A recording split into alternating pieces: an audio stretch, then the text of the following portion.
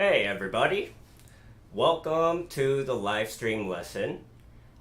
Today we're going to start a new piece. This one's going to be probably one of the most commonly played concertos in the cello repertoire, and it's the Haydn Cello Concerto in C major. So we're gonna look at the first movement today. And also, I'm probably going to do it, well, per page, I guess, in this sense. Mainly because there's gonna be a lot of things that I want to talk about. All right, so let's get started. So here is the music for it. I just want you to know, I don't know if I told you this in previous lessons, you can find sheet music for free for all the pieces that we're looking at imslp.org.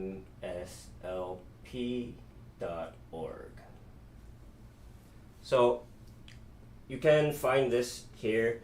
You just have to be pretty picky about what version you download. So maybe I'll put a direct link in the comment so you don't have to dig around. All right, so let's just start.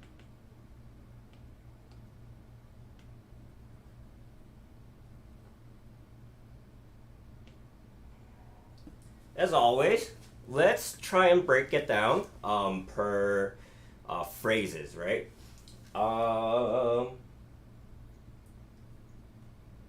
So we're gonna start where it says solo here.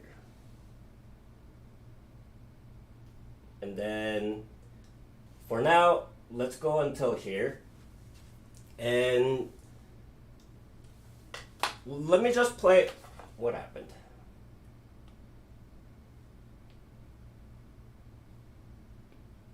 Let me just play a little bit, and then I'll talk about some of the prerequisites or the requirements, not necessarily requirements, but some of the techniques and exercises that you should do in order to make this concerto a bit easier, right? So let's just start. So we start with a C major chord. And we're also going to make changes in the bowings immediately.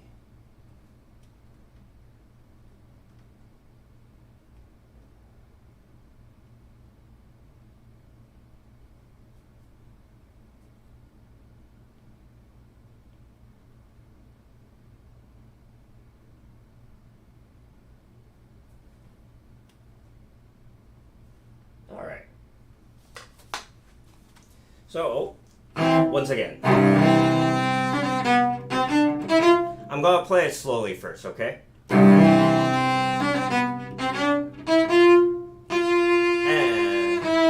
one, and let's go until there.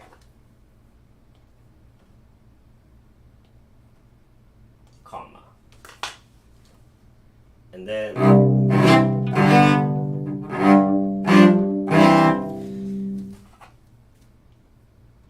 I think the notes are pretty self-explanatory. We play this with 4, 1.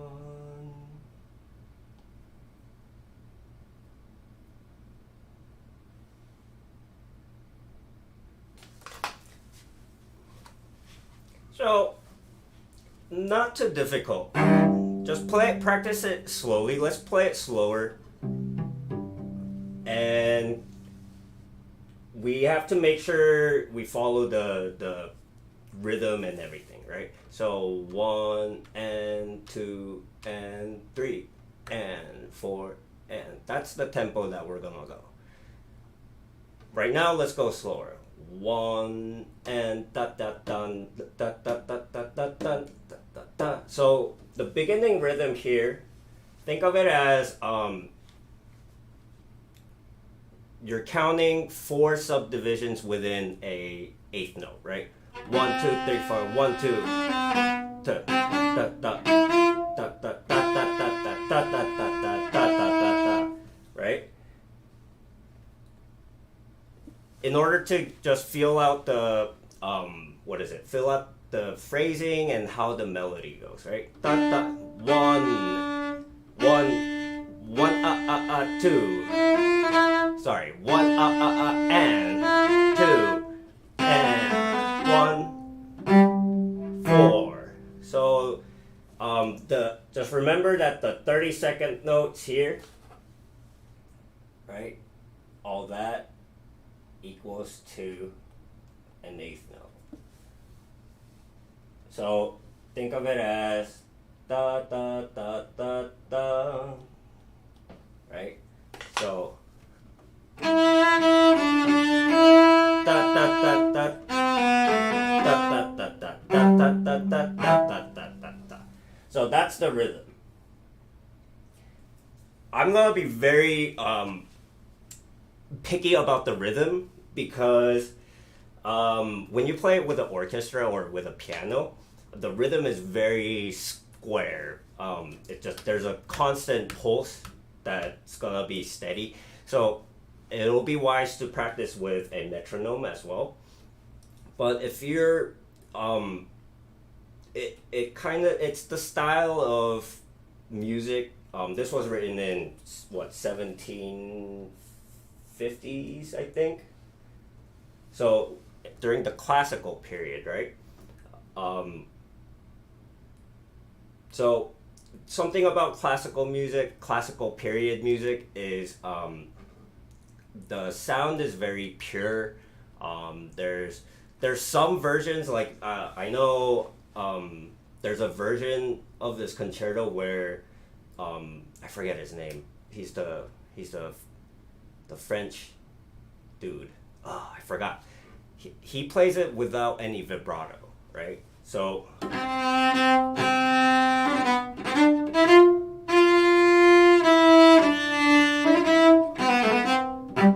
without any vibrato. I personally don't like that.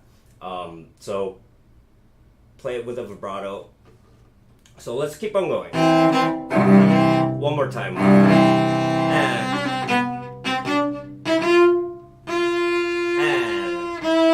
one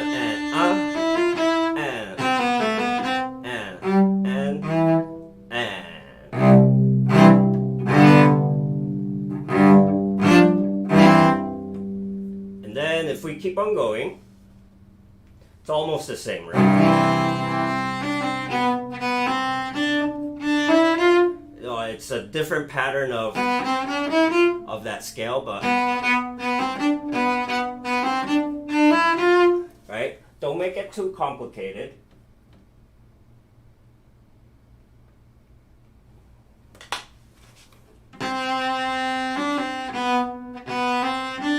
So lightly in the beginning.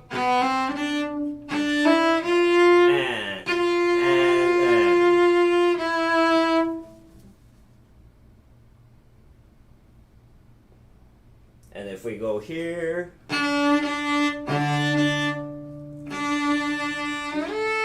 so that's an A, right?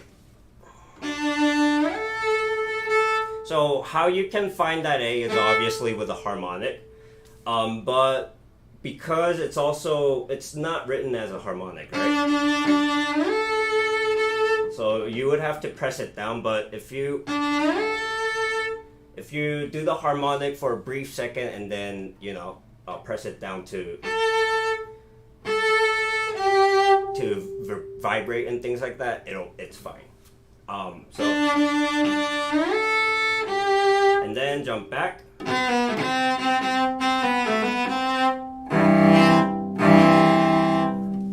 Let's go until there.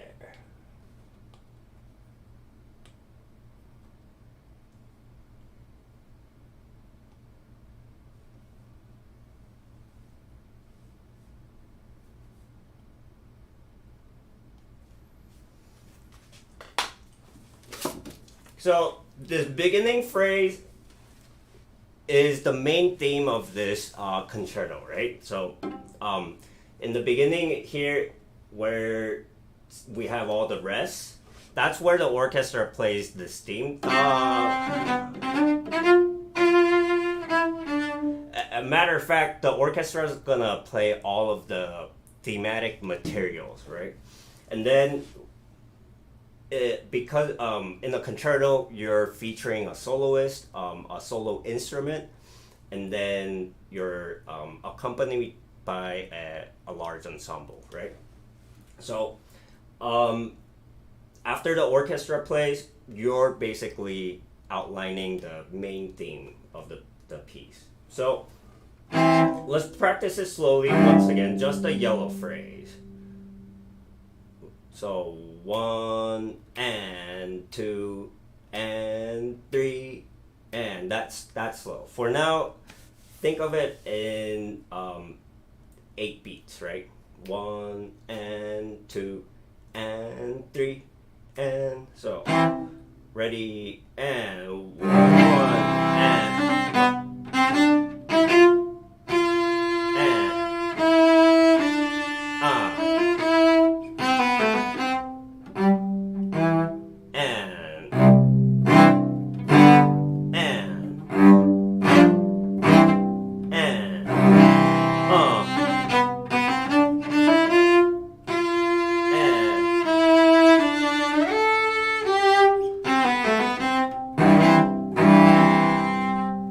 So that's our first phrase. Now, let's move on.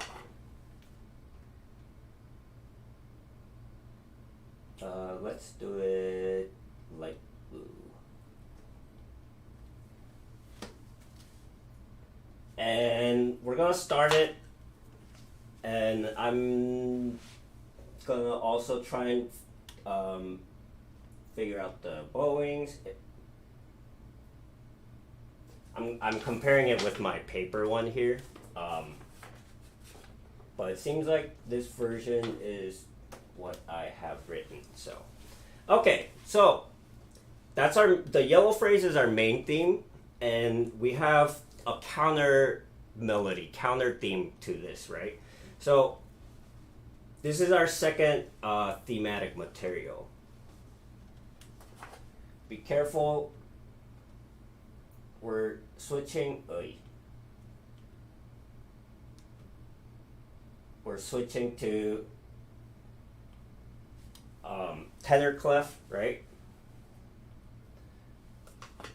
So we start from the G up high, and then we just follow the fingering down. Da, da, da, da, da.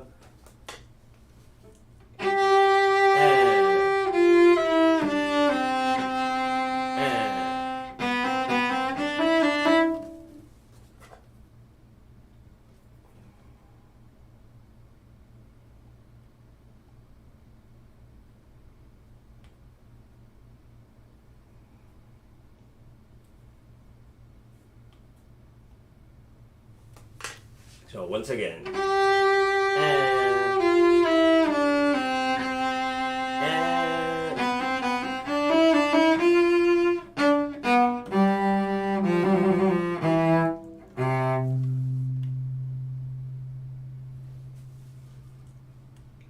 Let's go until here for now.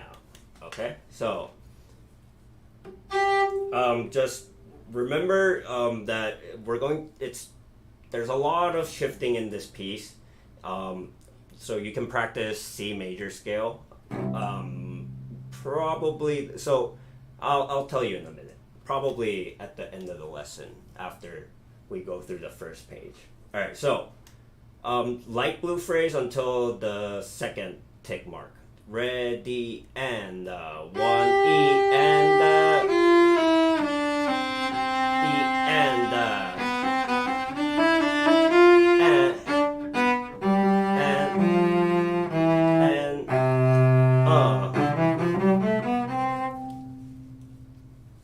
Alright, so here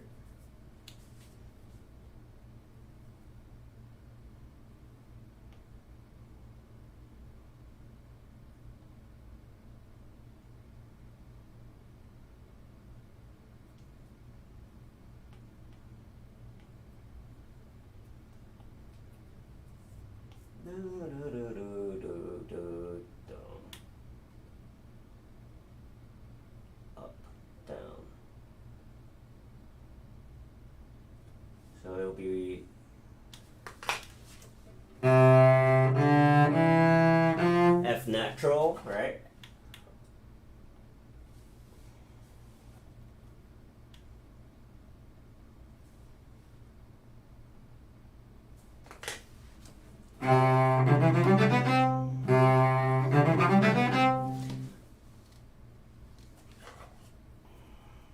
I think what I do here is shift down to the fourth position.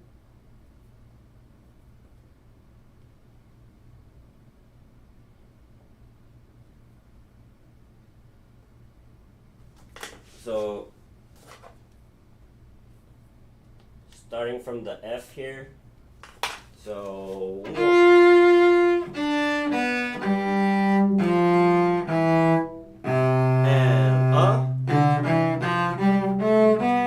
so I just go up the D string.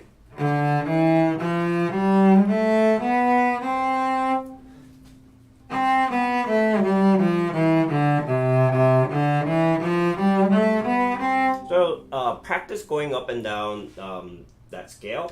And then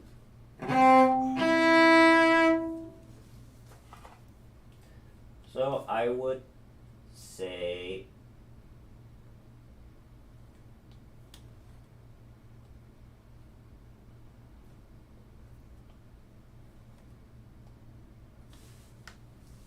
so we have the beginning phrase of the second melody, right?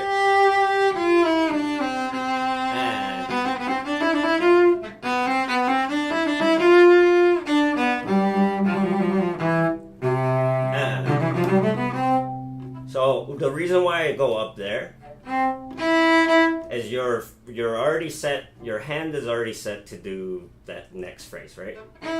Here.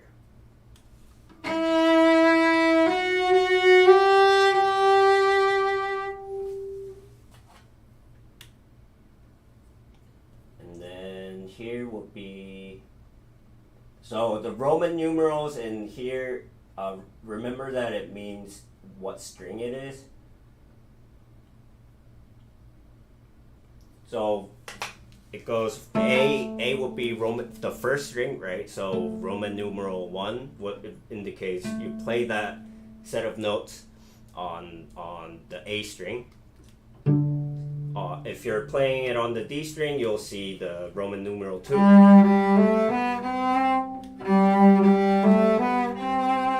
Right? G string will be number 3, and C string will be number 4. So that's what it's going to be referring to when you see the Roman numerals in the sheet music in cello. Okay, so 1. We go to G octave, and then stay on the D string. Go up this position, and then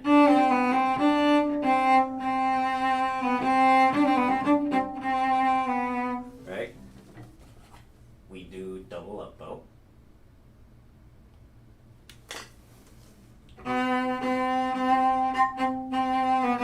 So really, all the, think of it like this. Dun, dun, da, da, da, da. You're really just doing that.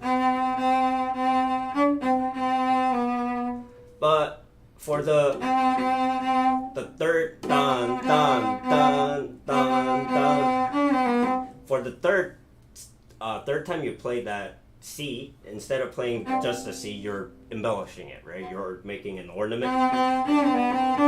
Double up bow.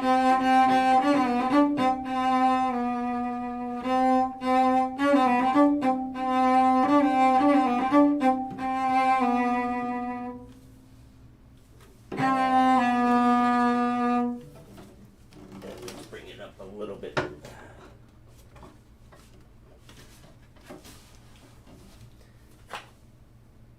Then we play it second time. Da, da, da, da.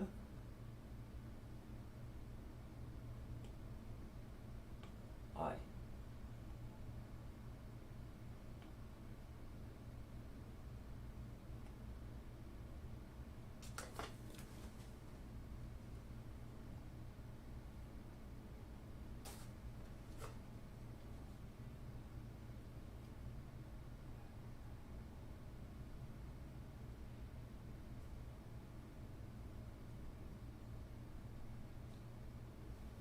let's just start there. So same thing, second phrase. We start up bow.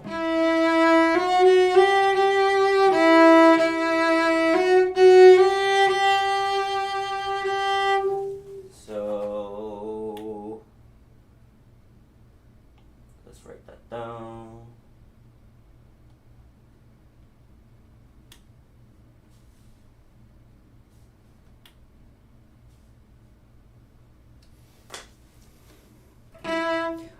I'm guessing they're doing 1, 2, 3.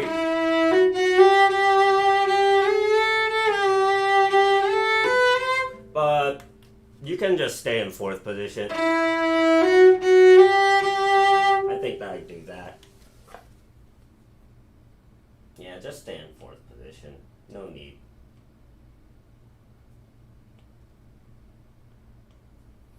But you're going to slur the next part. So here,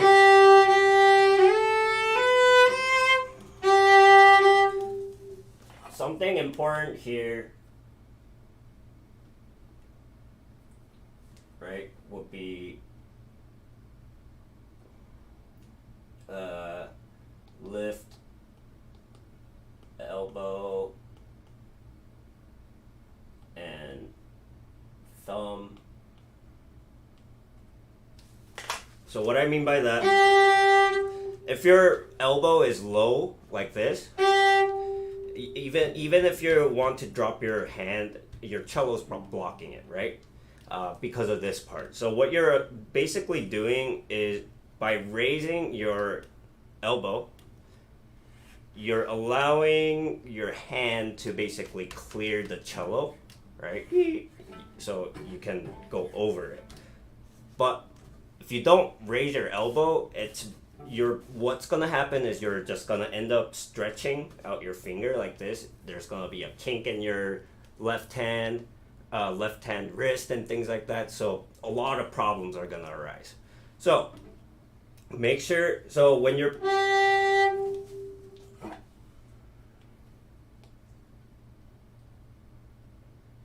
let's write it here.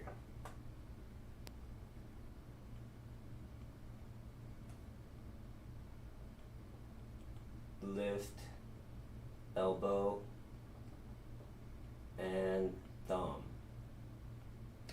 Right, so when you're playing that G, make sure you're preparing your arm.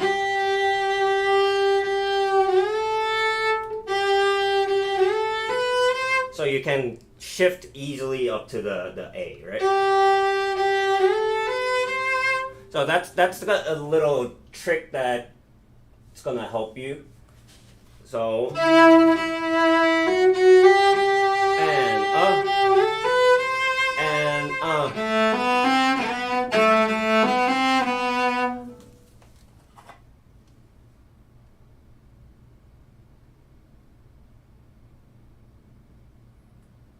So that's the trick I would do, and then we go back. Da da da da.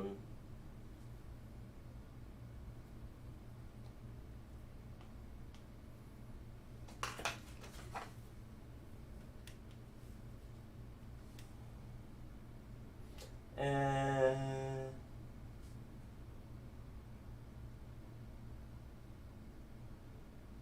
for now, let's have the light blue phrase until there. I think that'll be good. So once again, let's take a quick look at the light blue phrase. Slightly under tempo, okay? So when you're playing it, practicing it slow, make sure you count the 16th notes out loud, or you feel the 16th notes.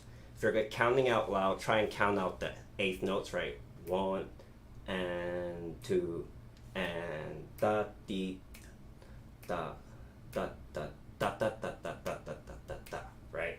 So ready, and 1 and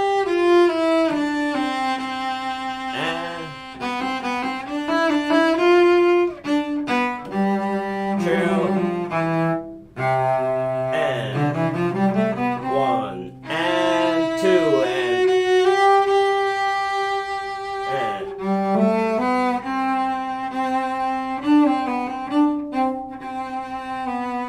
three, and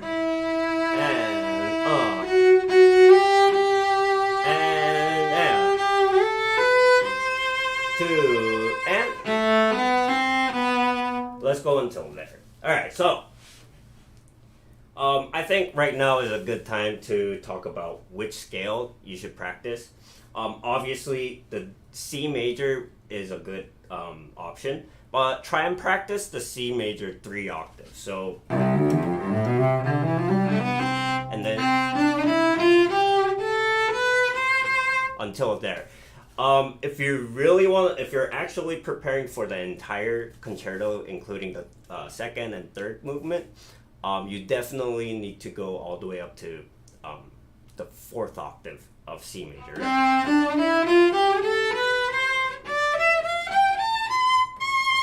I need to practice my scales as well.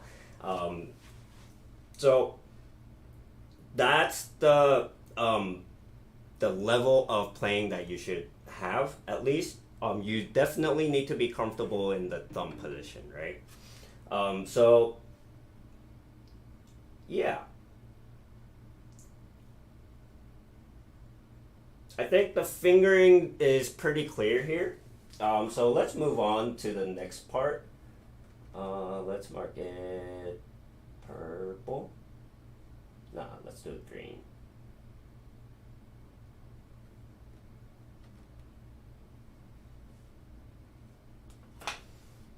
So this is kind of in the middle of the phrase.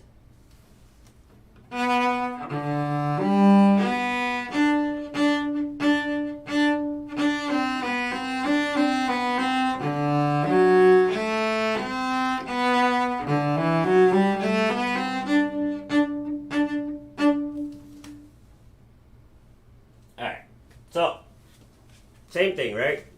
This part is pretty straightforward. We're still in tenor clef, so just remember that. Right, we're in tenor clef.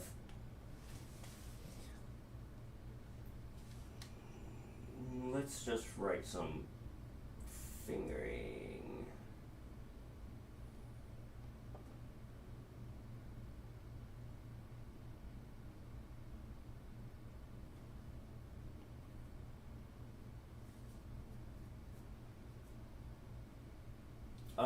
Here,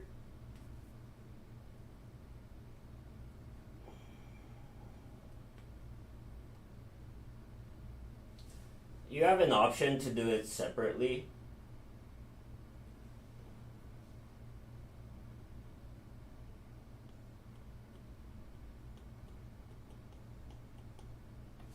Right, so what I mean by, so how it's written, you pull on the beat and then you slur up.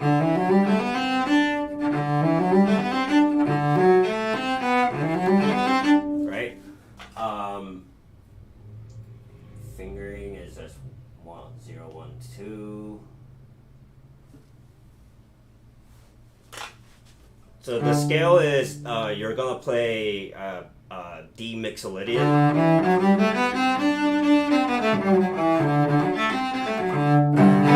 because we're playing D7, right? So, but what I like to do is, well, how I was taught, the fingering or the bowing I have here is all separate, right? So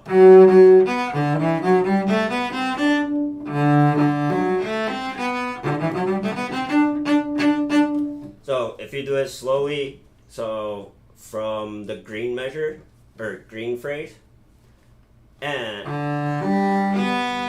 da da da da da da da.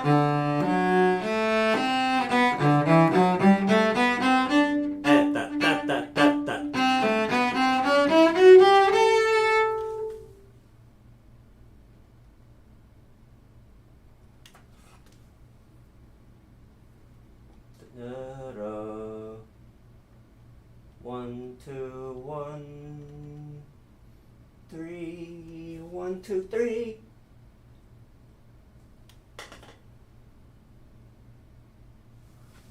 So this is all the same scale, right? Going up all the way.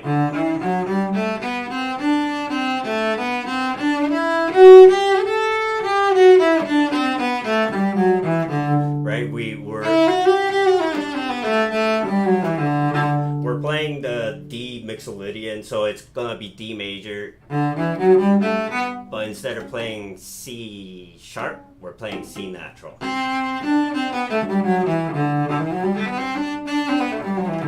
So, and then here, the fingering is first finger on C, first finger on D, 3 on E, shift up to F sharp, and there your fingers are right there, right? So F sharp, half step of F sharp, so your second finger is gonna be close, and then between G and A is a whole step, so remember you have to stretch out your third finger. And then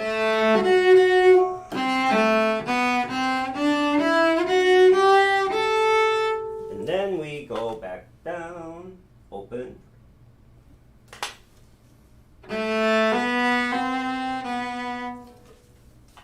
And we go to our other theme.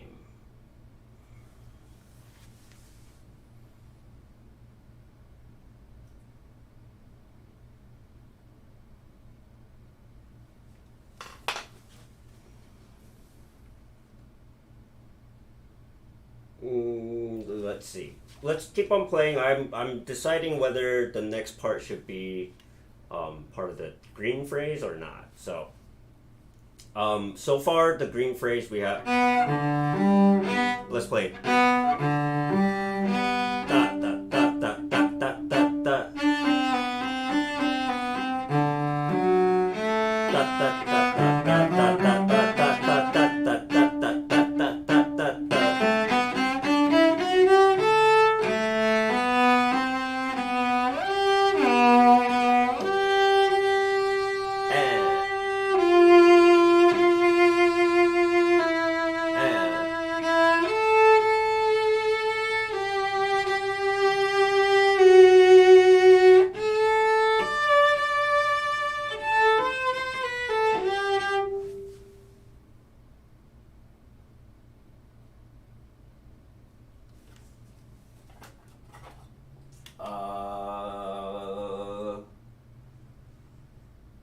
You know what? Let's go until here.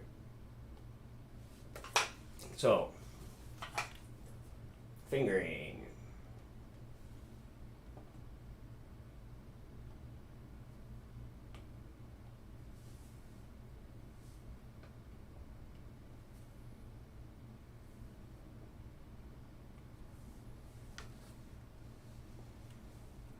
So here we have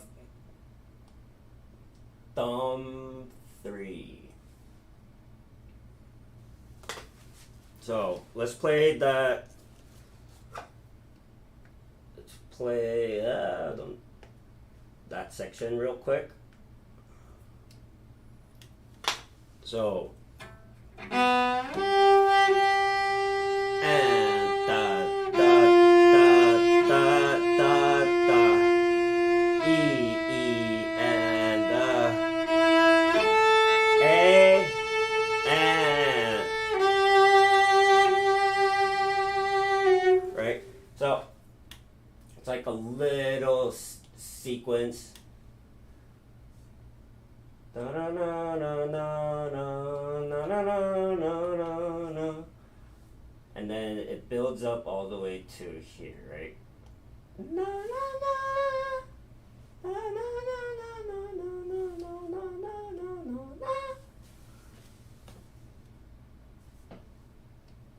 na. You know what? Nah, it's fine. Nah, we have more colors.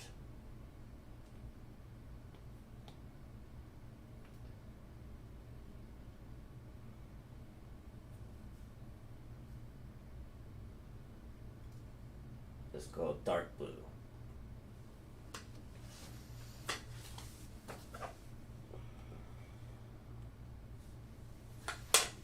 So end of green. If we quickly play the green phrase.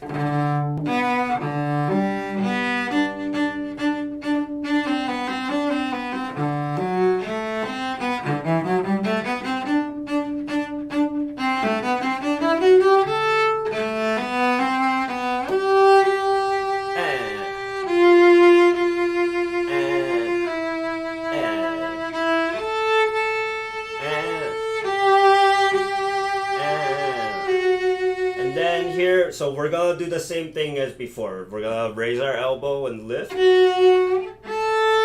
And we're gonna go to the normal thumb position, the default thumb position, where we put our thumb on the harmonic, octave harmonic.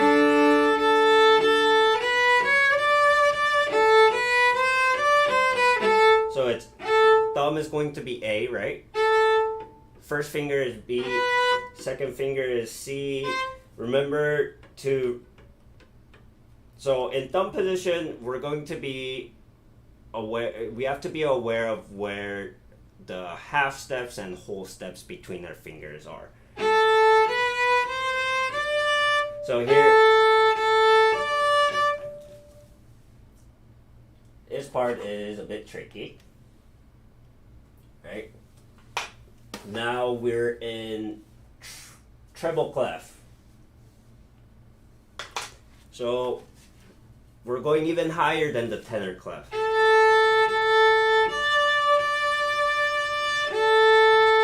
So open, or not open, thumb, 2.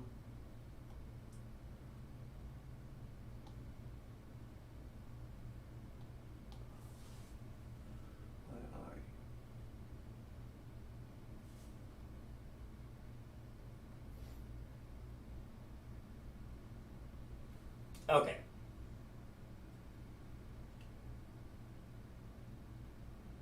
So the thing, let me just play this really.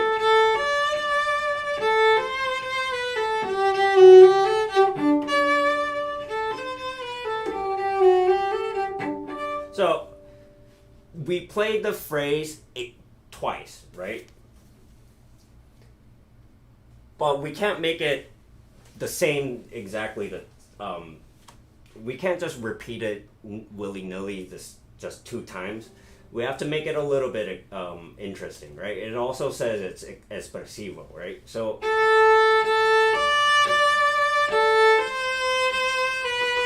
what I do first time through, I stay on the A string.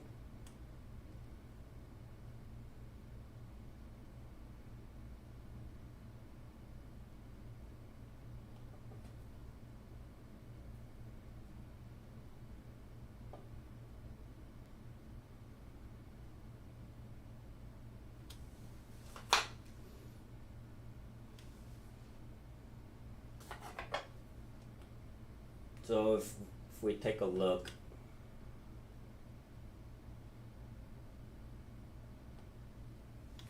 right? So let's do it separately, both separate. So C, B, thumb is going to be open, and then shift down. Don't drop your elbow. Because you're going to be wanting to stay. Keep the elbow as if you're playing in thumb position, right? Because we're gonna do G and then harmonic D here, and then the other D is going to be an octave, right? So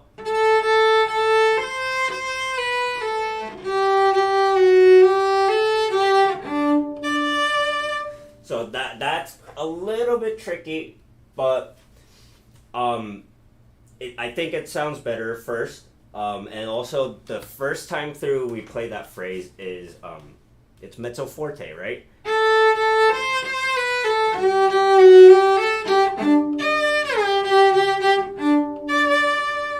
And then second time through,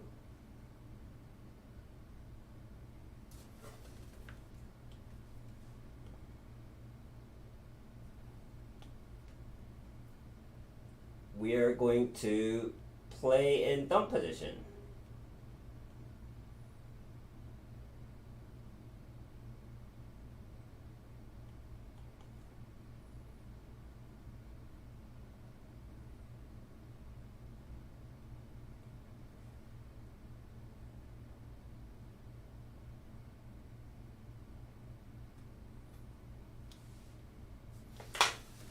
So the second phrase is, instead of going down, we're gonna go here. I should mention restes.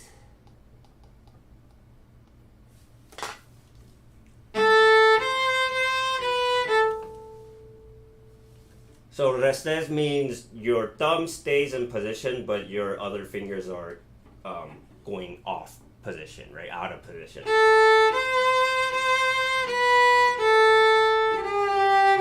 This G, you can tune it with the open string G. A, that A is also a harmonic. D is a harmonic, and the top D is also a harmonic. So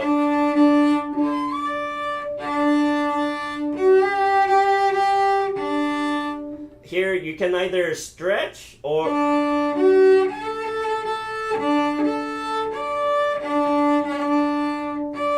kind of remember where that is.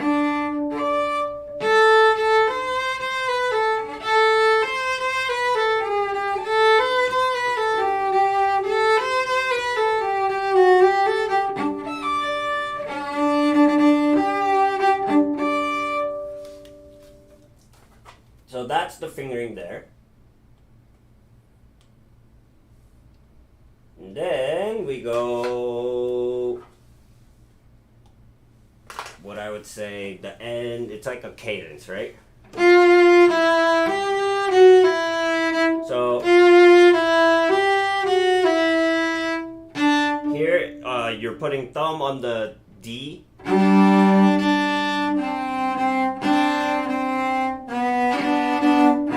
So basically you have to work on the, here you have to work on your G major scale but in thumb position. Starting from that G, G on the D string.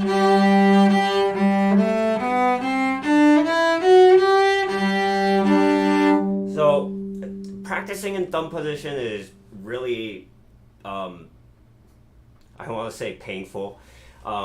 Because it is painful, first of all, but try to do it a little bit at a time, at least until you develop a callus. Because if you overdo it without having practiced or without having played in thumb position ever, you're going to develop a blister really fast, and then you can't play in thumb position for like a week, and then you can't learn in thumb position. So try, if you start feeling pain, try to work on something else, some other place in the piece where you can work on. And yeah, so just a little quick note there. Let me see what I do. So I slur all that.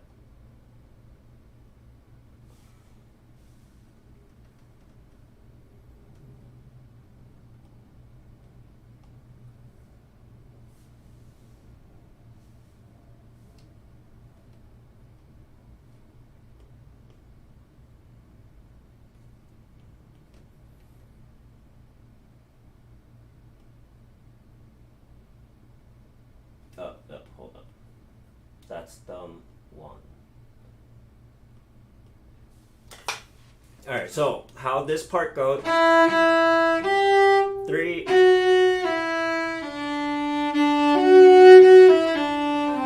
So the F sharp and C is not going to be, you're not just crossing over the position.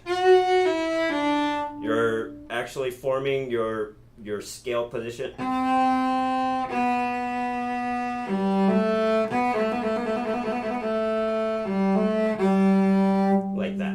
So, pretty annoying ending there.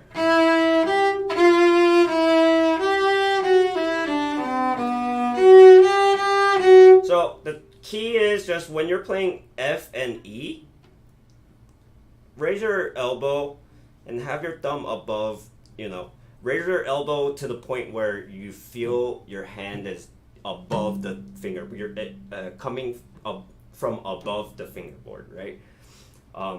We're now not doing the hanging from the fingerboard. We're now actually dropping down and pressing down on the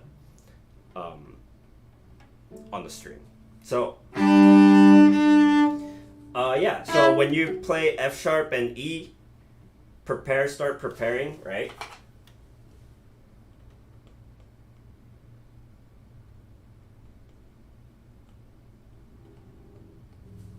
Right?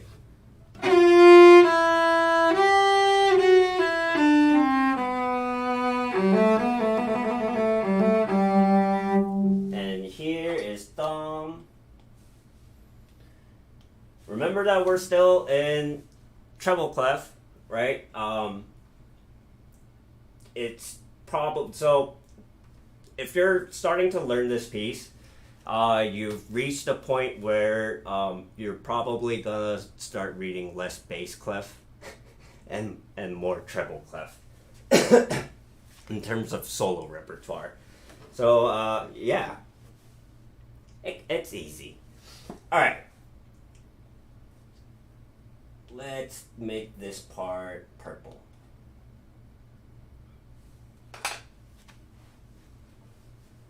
So we end on the thumb here, right?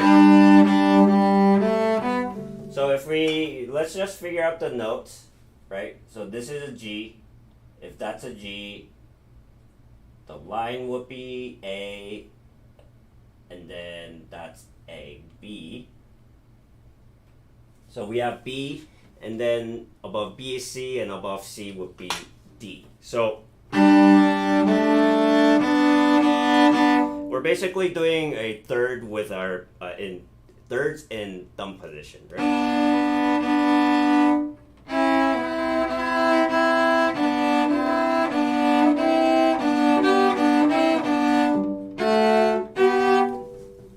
So we're doing thumb, and then it would be 2 and then thumb.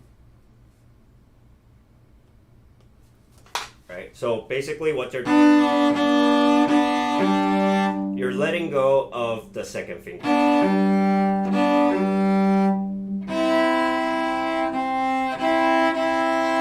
And then for E and C, it will be first finger on A.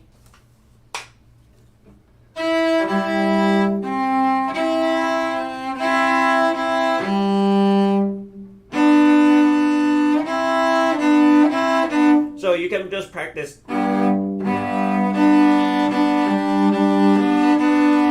just the double stops, right?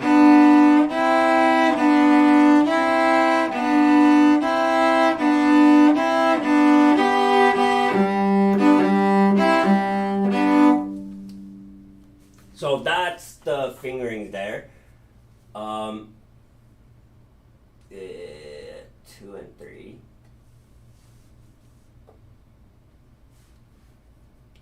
We do not play that, just play the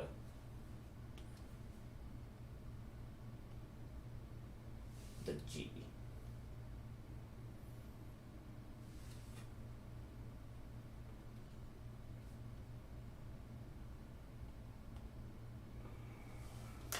Right, so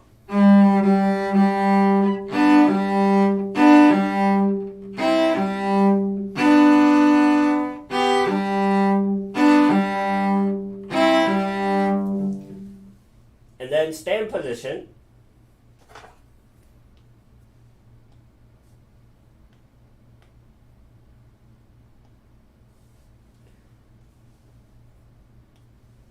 Because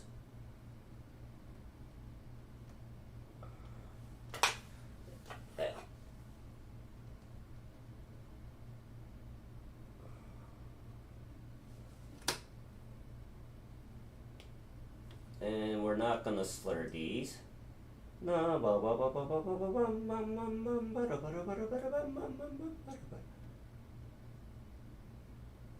So it's all gonna be separate.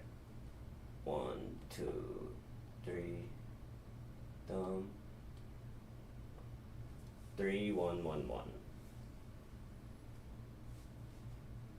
And then what we do is up, up, up. So, right?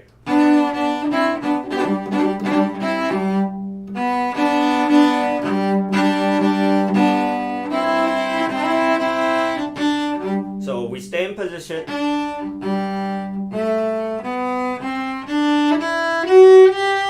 And then after that, we shift to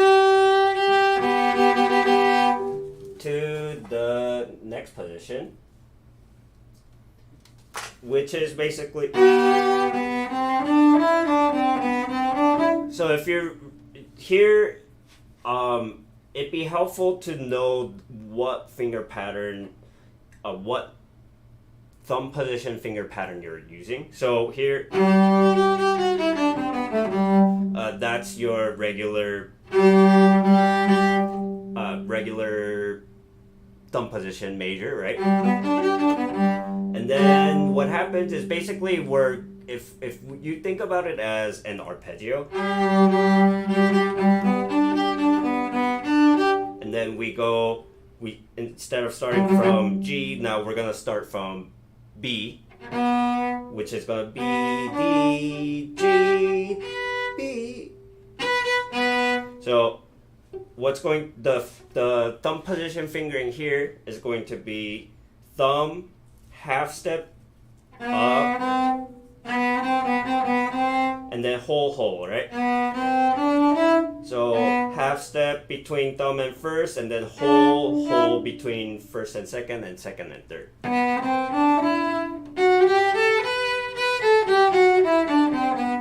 That position is really ugly.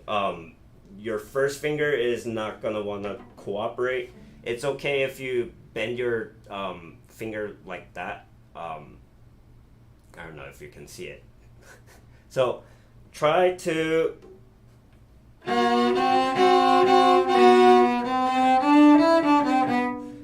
just try and practice it a lot. So that fingering is just not fun. Just remember that. So the first scale you need to practice is this one, right? And then second,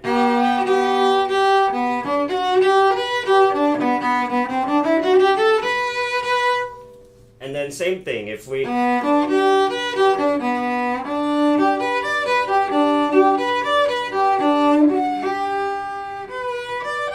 so basically, the fingering pattern is if you follow the inversions of the major scale or major arpeggio, that's the fingering frame that you should be following.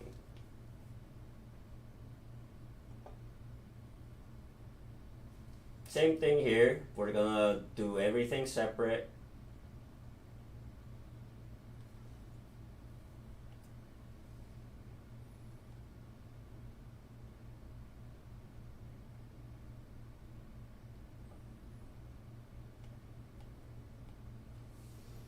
So remember that between, like that, right?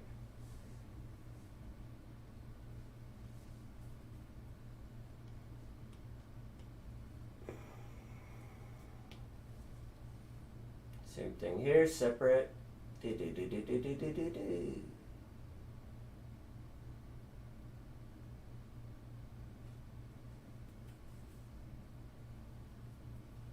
And here, oh.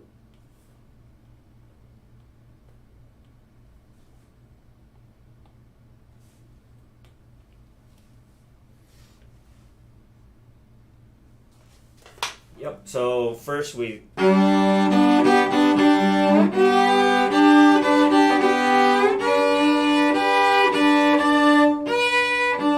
so here we're in the regular thumb position.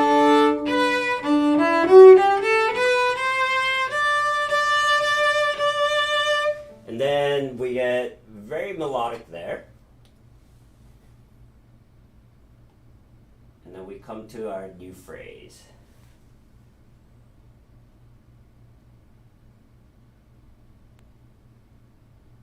You know what?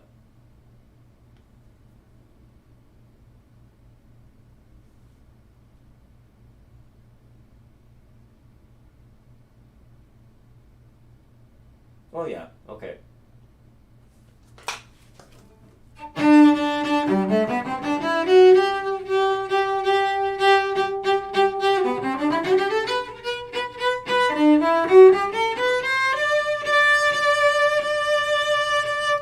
So here, we're in the regular thumb position. We're gonna go stay on A string. Na, da, da, na. So there's gonna be a lot of shifting. Go back up. Harmonic, that's your reference. 1, 2, 3.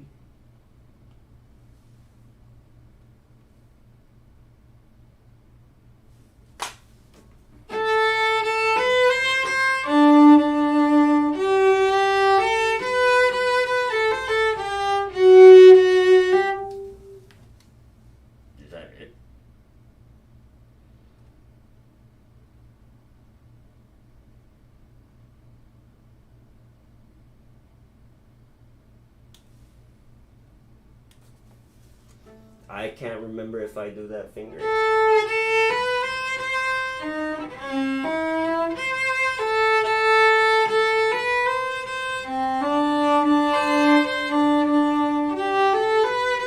I must. Yeah. So we are going to follow the fingering that's there.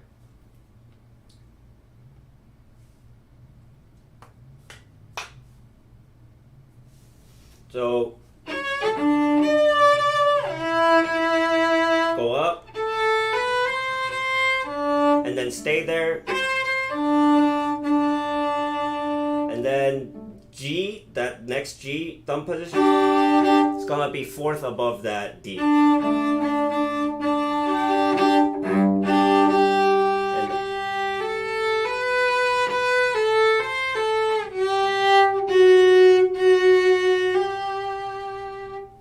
And everything, it stays in that position. So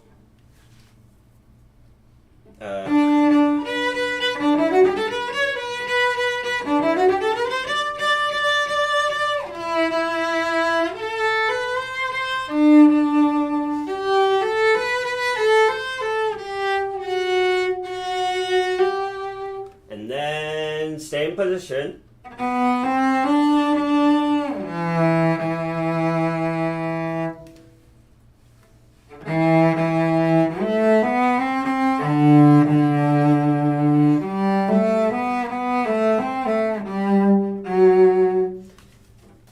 So if we follow the fingering that they have, it's pretty straightforward. One,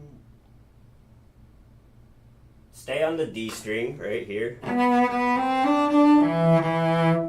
Because if you go on the G string there, in the third position there, you can run into several problems. You can have wolf tones there, or it's also more opaque sounding because it's just on the G string, which is a lower string. But if you stay on the D string, it becomes a little bit, it maintains that brightness a little bit.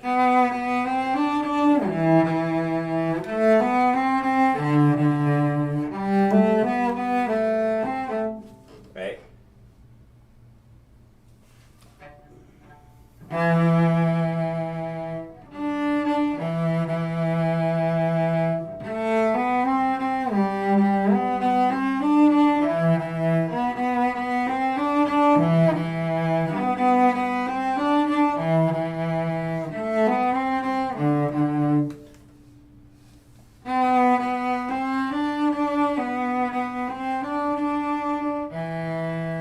Hold up.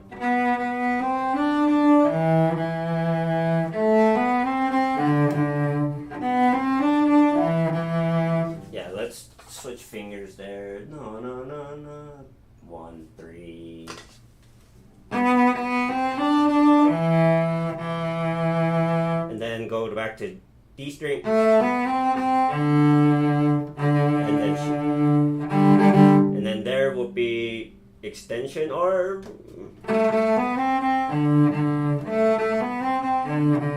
yeah, let's do extension.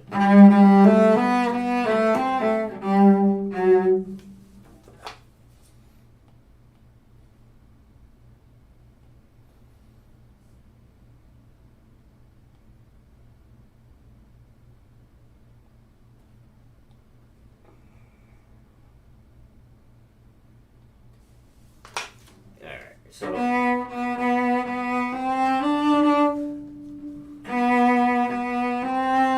oh, sorry, I forgot to mention we're switching back to tenor clef here, right?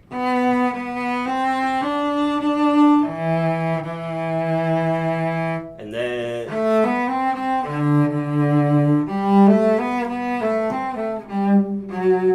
we go back to second position. Bum. Let's see what I do.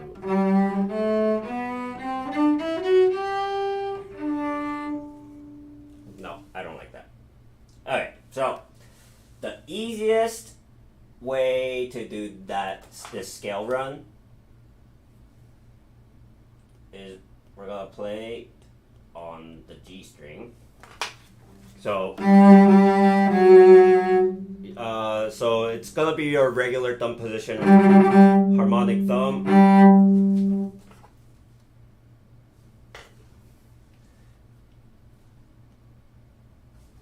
So it's basically just G major scale up.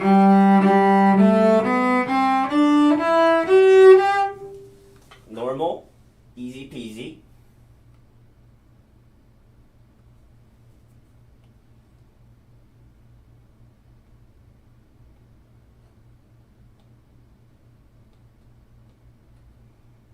And then here it's, yep.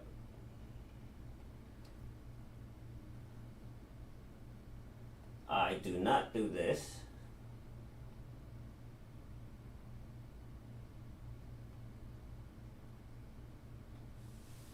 All right, so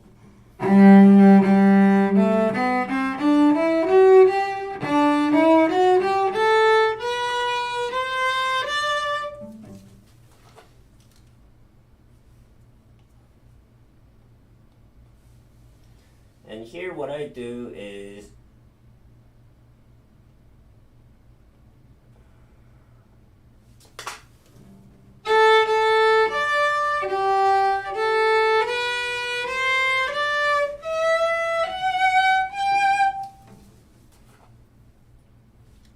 basically just try and maintain that position.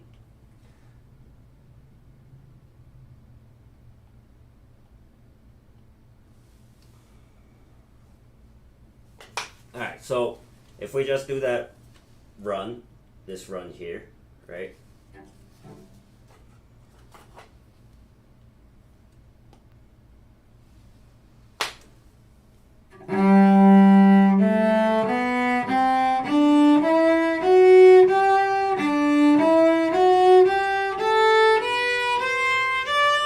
So here, you're gonna just push your second finger up to that, where that G would be. Basically, you're playing a fifth down. You're barring it down, but instead of doing it with one finger, you're doing it with two.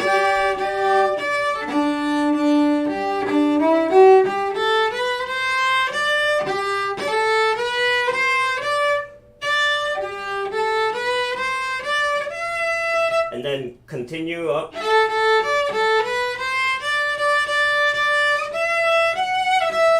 E, you can tune it as a harmonic.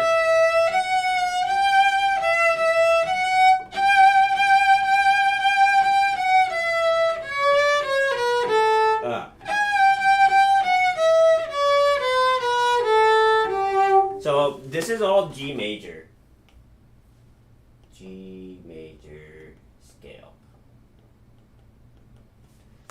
So instead of thinking about it's a lot of 30 seconds notes. If you just think, oh, this is just a bunch of G major scale stuff starting at different inversion points, right?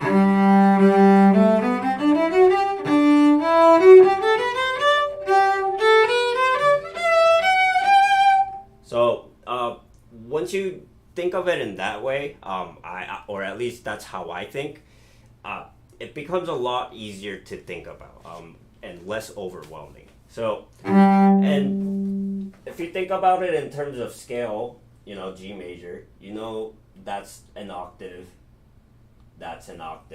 right? So you can just concentrate on the octave that's bothering you and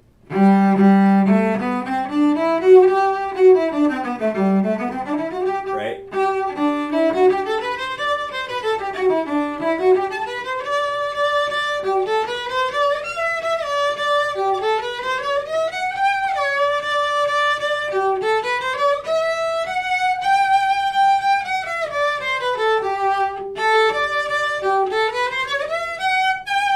Right, so yes, hey, how's it going? Welcome back. Yeah.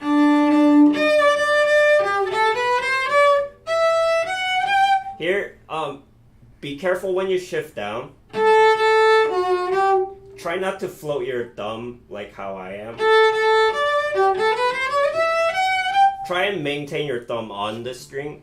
You don't have to be pressing it down, but have your thumb kind of dragging across the string when you're playing that. That's very important because we're going to be playing the ending in a thumb. So once you have that, we have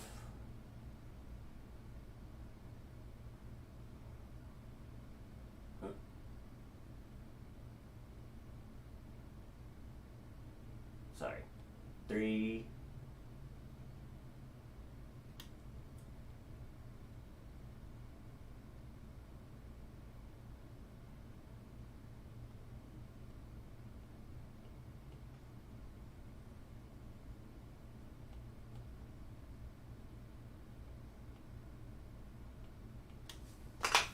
Alright, so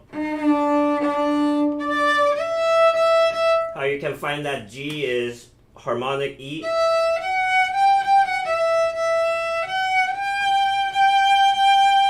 So what we're gonna do for that ending cadence is shift down half position, right? Let's do it both separately. D,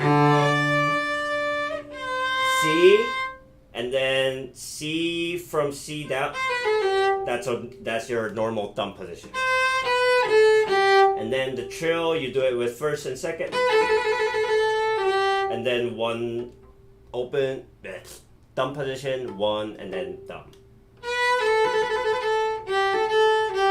Like that. So doing it slowly, it's no problem, right?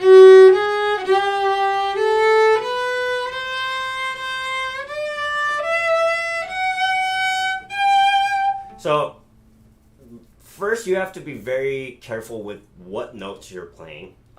Don't trust your ears. So when you're playing big pieces like this,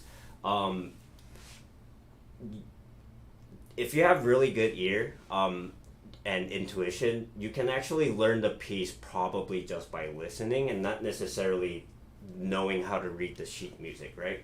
But learning how, being very precise with the notes that you're playing, like saying what note you're playing and where you're playing, it really helps yourself, really. It helps being secure in where you're moving your hands about. So, so really know your position.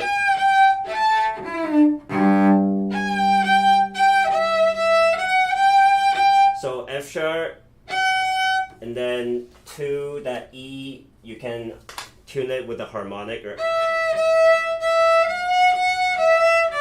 D, and then shift down, thumb position,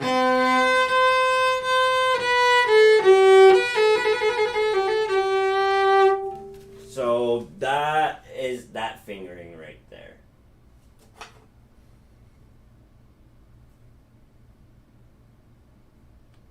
let's turn this last phrase red. Because it's difficult.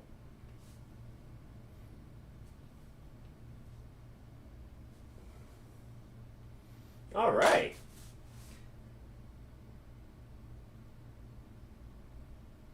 So those are going to be the fingerings for the first page. The first page also happens to be the exposition. So we talked about the song form before, and this concerto uses the sonata allegro form, which is each piece is going to have an exposition. It's basically like A, B, A. You can think of it like that. A really long A section, and then a B section, and then A prime, I guess. It's like a A variation. So the part that we just looked at is the first A, which is called exposition. So exposition is where all the thematic materials are laid out and prepares the listener for the next part, which is the development. So the second page is going to be the development. But I think for today, just doing the first page is enough. And I'm gonna play through all of it. And let's play it slowly first, and then I'll help you with what things to work on in order to prepare for this, or just be very secure in your positions and things like that. All right, so let's play the whole thing, or the first page, the exposition of the first movement. So slowly, we're gonna go slowly. Da da da da da da da da da da da da da. Let's go that fast. So da da da da da bum bum bum. Ready, yellow, and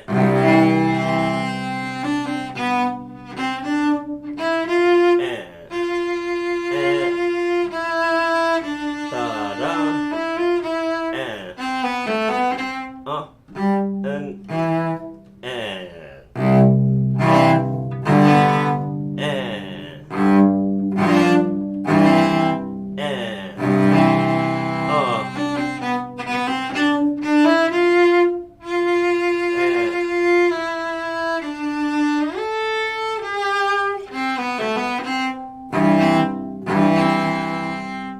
blue, light blue,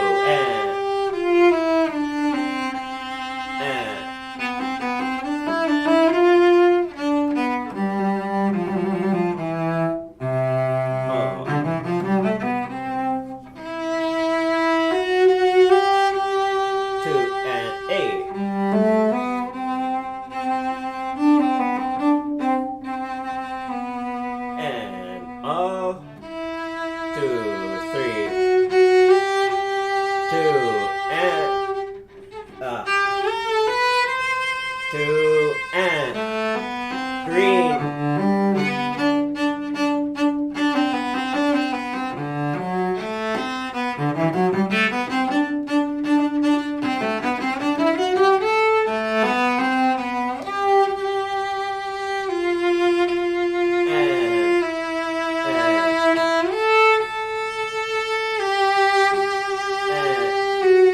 And blue.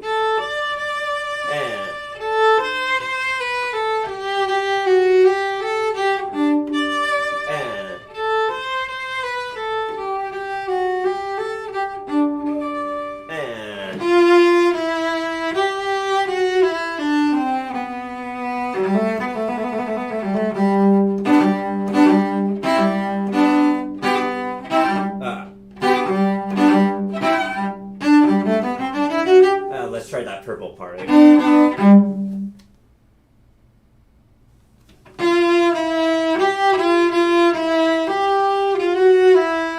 Sorry, let me check the bowing right there.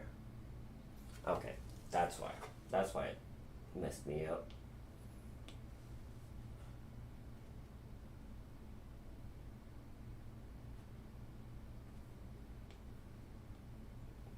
that is supposed to be a slur. And that's supposed to be a down bow. Or up bow, I mean. So trill is gonna be up.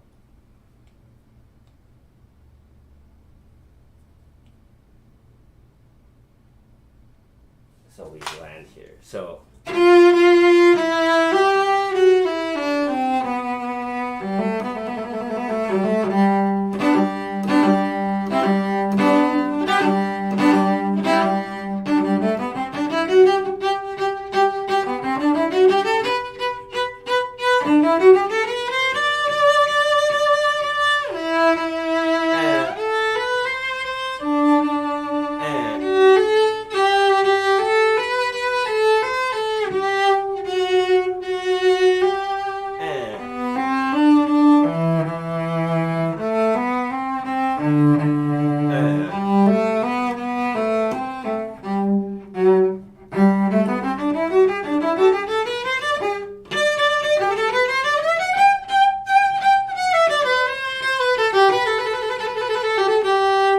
wow, I need to practice. So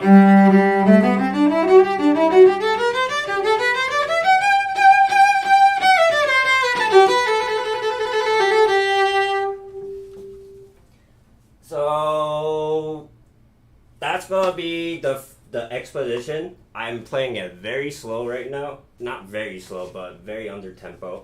The odd tempo is pretty fast.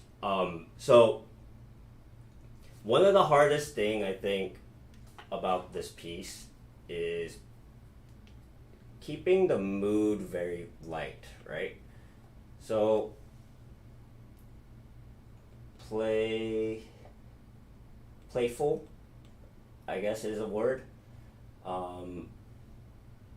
Playful, light.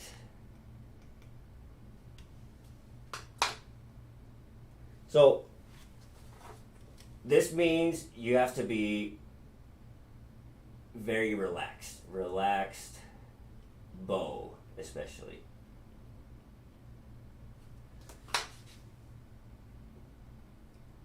And I say that because there's a lot of things here that can ramp up the energy, get your adrenaline going, especially all the fast notes. So trying to maintain the character of being very light and melodic and lyrical, it's kind of difficult. So you have to really, one way to practice that would be just practice everything kind of pianissimo. So controlling your energy would be just playing it very piano with the bowing, right?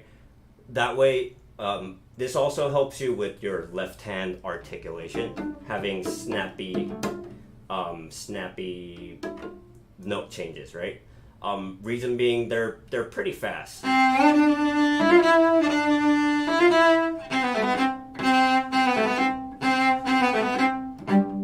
Right?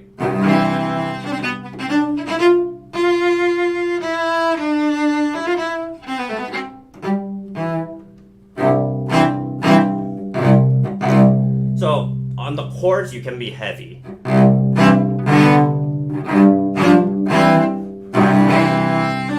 But here, you have to be very light again. So you have to have a lot of bow control in this piece, more so than your left hand. I think your left hand is pretty straightforward, standard, but you do need to practice your thumb position. So some thumb position scale that you should practice.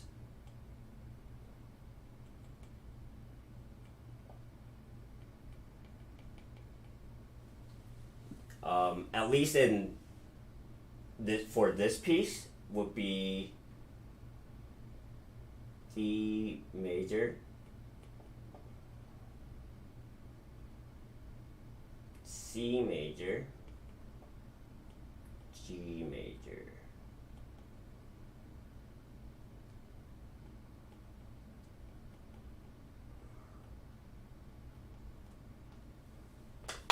So what do I mean by that? Thumb position. So the normal thumb position is going to be in the harmonic. So D major is pretty simple. And try to be very in tune. You can be you can have a tone playing, the fifth especially of each of the scales. So for D major it would be A. I can't play the A here, right? But you would have the A keep on going. So practice these thumb positions.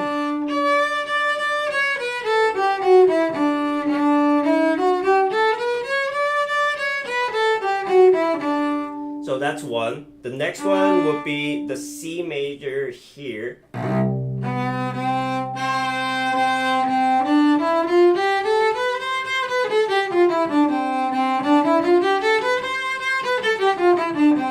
Right? That's one of the thumb position scales you should know.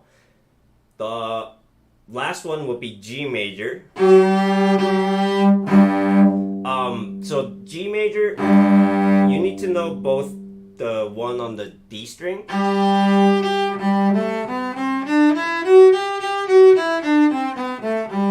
right? This one is particularly ugly. This one we use it for right, that part. And then the second G major will be here down below on the normal thumb position. But here what you can practice is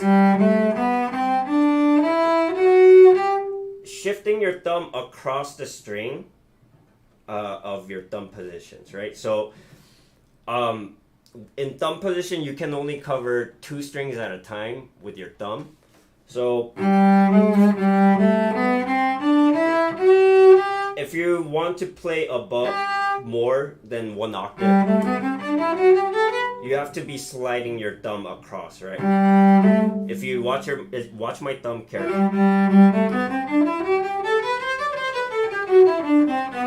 and the opposite is the same, right? Crossing over.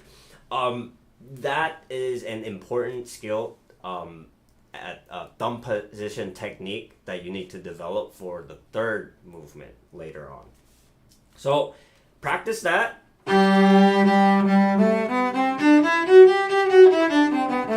Right? Practice it slowly, and I think you'll be fine.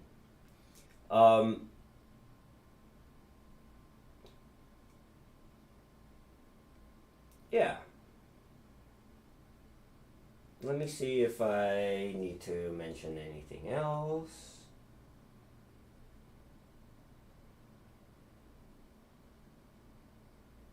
No, I think that's it. So, yeah.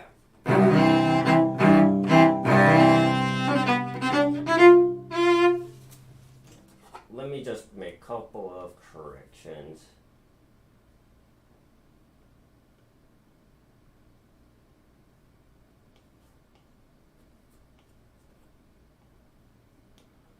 Yeah, so.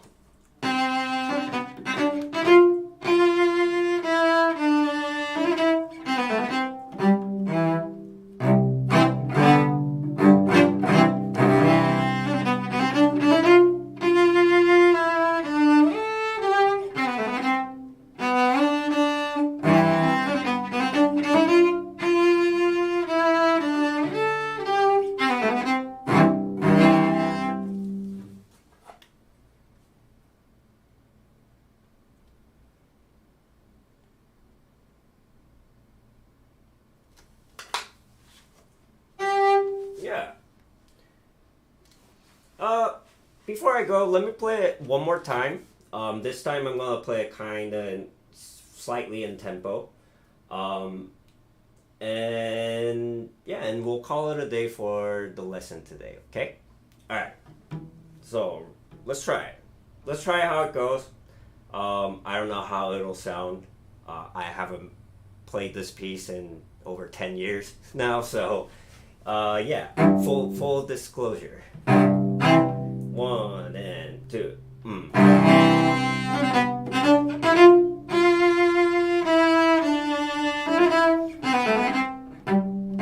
Bum bum. Ba-da-dum dum. Ba-da-bum bum.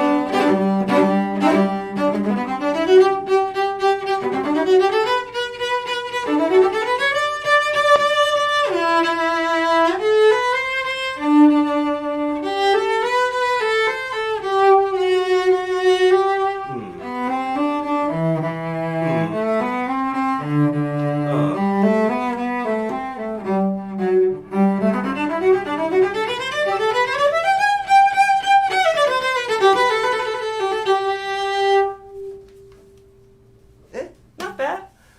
All right. So, probably at the end of all the first movement, I'll teach you. I'll let you know all the tricks, all the little detail stuff. But for now, I just wanted to pass along how I think of the phrasing, and all the bowings and fingerings for the exposition. So, that's gonna be it for today. Thank you so much for tuning in. And yeah, for those that are starting to learn this concerto, you're in for a long one.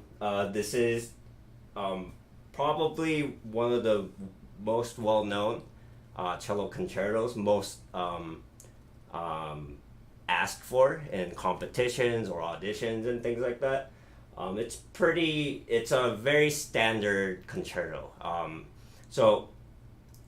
If you made it this far, congratulations. There's a lot of foundational technique that you should know before learning this piece. So, yeah, stay tuned. I'm going to make more videos for that kind of stuff, like the techniques and scale routines and things like that. So, yeah, that'll be all for today. Thanks for tuning in and happy practicing. Bye.